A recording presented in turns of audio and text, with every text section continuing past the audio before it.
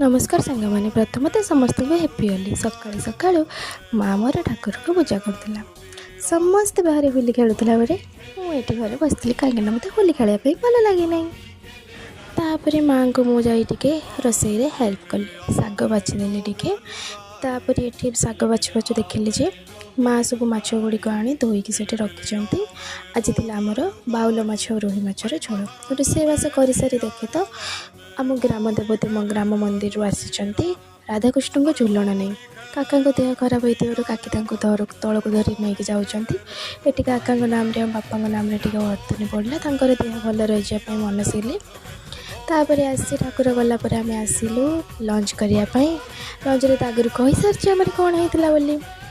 तापर भगवान को फोटो मुटे उठे खाई आसु आसु आम बाबांर आसी जाइए फोटो होलीर ये देखुना इवनिंग टाइम आमर गोटे कुनी गेस्ट आसछंती तुमर गेली क्यूटीटा आज दिन आमर एमती कटिला आपणकर केमी कटिला निश्चिंत जनइबे।